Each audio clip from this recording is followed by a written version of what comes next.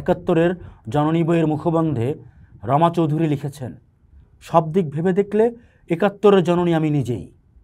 পাক হানাদার বাহিনী আমাকে প্রাণে না মারলেও আমার আত্মার অপমৃত্যু ঘটিয়েছে, যার ফলে নেমে এসেছে জীবনে শোচনীয় পরিণতি। আমার দুটি মুক্তিপাগল অবোধ শিশুর স্বাদ, স্বপ্ন, আশা, আকাঙ্ক্ষা ভরা জীবন কেড়ে নিয়েছে বাংলার মুক্তি সংগ্রাম।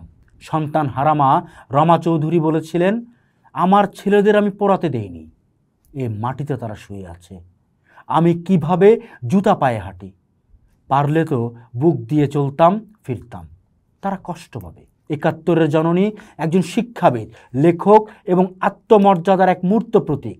তার মৃত্যু কেবল একজন ব্যক্তির জীবনের অবসান ছিল না, ছিল মুক্তিযুদ্ধের এক জীবন্ত অধ্যায়ের সমাপ্তি। তিনি ছিলেন সেই বাংলাদেশের প্রতিচ্ছবি, যে বাংলাদেশ রক্তাক্ত হয়েছে, লুণ্ঠিত হয়েছে, কিন্তু কখনো পরাভব স্বীকার করেনি। রমা চৌধুরীর জীবনকে দুটি পর্বে ভাগ করলে আমরা দুই ধরনের সংগ্রাম দেখতে পাই, একাত্তরের আগে এবং একাত্তরের পরে। 1941 সাল 14ই অক্টোবর চট্টগ্রামের বোয়ালখালীর পোপাদিয়া গ্রামে জন্ম নেয়া এই নারী ছিলেন তার অঞ্চলের আলোকবর্তিকা।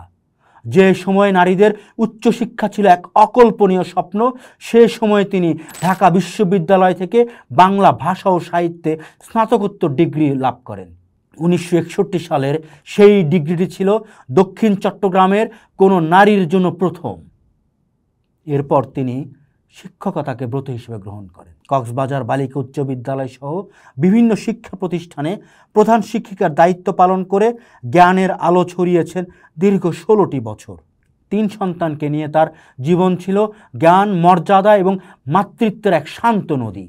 এরপর এলো 1971 সাল। মুক্তিযুদ্ধ সেই নদীতে ঝড় বইয়ে দিল। মুক্তিযুদ্ধ নামক মহাকাব্য একদিকে যেমন বাঙালির শৌর্য ও মুক্তির আকাঙ্ক্ষার গল্প, তেমনি অন্যদিকে এটি রমা চৌধুরীর মতো অগণিত মানুষের ব্যক্তিগত ট্র্যাজেডির দলিল।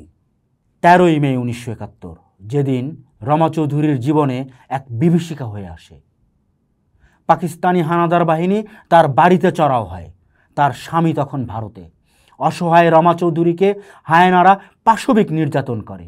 সম্ভ্রম হারিয়ে তিনি যখন বাঁচার জন্য পুকুরের পানিতে আশ্রয় নিয়েছেন, তখন তার চোখের সামনে হানাদাররা পুড়িয়ে দেয় তার সাজানো সংসার, তার বইয়ের সংগ্রহ, তার সমস্ত স্বপ্ন। মুক্তিযুদ্ধের বাকি মাসগুলো ছিল তার জন্য এক ভিন্ন যুদ্ধ। 3 শিশু সন্তান ও বৃদ্ধা মাকে নিয়ে কখনো জঙ্গলে, কখনো পোড়া ভিটার উপর পলিথিন টাঙিয়ে কেটেছে তার দিন। দেশ স্বাধীন হলো, কিন্তু রমা চৌধুরীর সংগ্রাম শেষ হলো না। বিজয়ের মাত্র 4 দিন পর 20 ডিসেম্বর তার বড় ছেলে সাগর নিউমোনিয়ায় ভুগে বিনা চিকিৎসায় মারা যায়। যে স্বাধীনতার জন্য এত ত্যাগ, সেই স্বাধীনতা তার সন্তানকে বাঁচাতে পারল না। এর কয়েক মাস পর দ্বিতীয় সন্তান টগরও মারা যায়। একদিকে দেশ গড়ার আনন্দ, অন্যদিকে রমা চৌধুরীর শূন্য কোল। এটাই ছিল মুক্তিযুদ্ধের অনেক নির্মম বাস্তবতার একটি।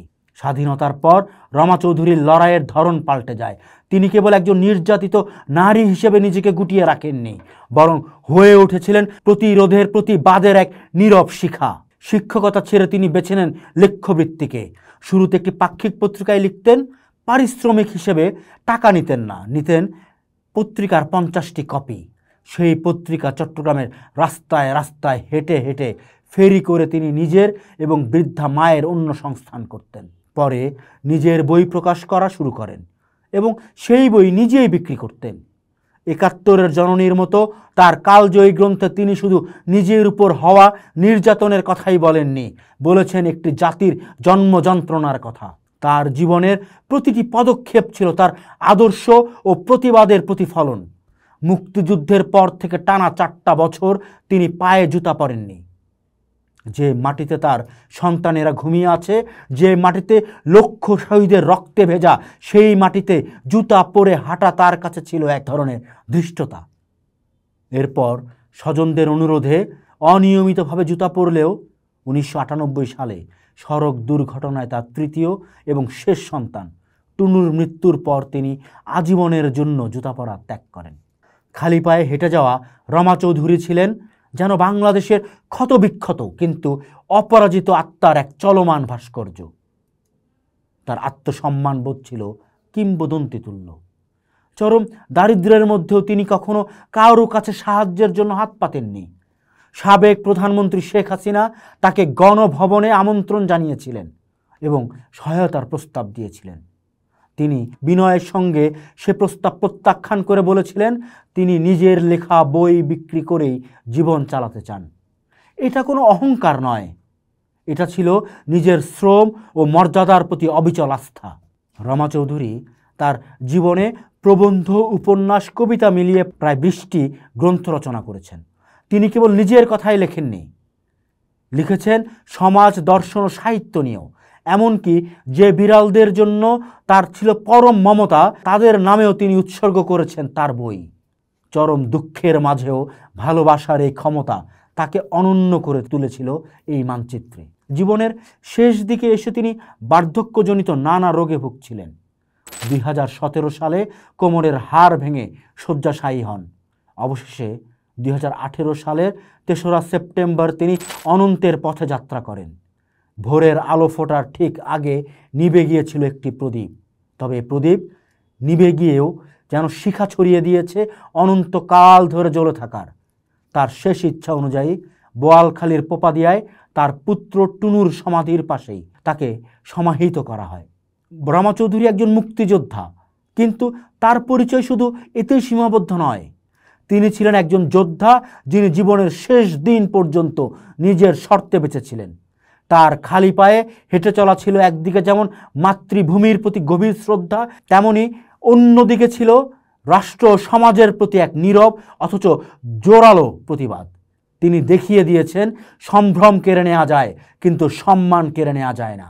রমা চৌধুরী আজ আমাদের মাঝে নেই, কিন্তু তার জীবনগাথা বাংলাদেশের ইতিহাসে এক অবিনশ্বর অধ্যায় হয়ে থাকবে, যা প্রজন্ম থেকে প্রজন্মান্তরে সাহস ও আত্মমর্যাদার পাঠ দিয়ে যাবে।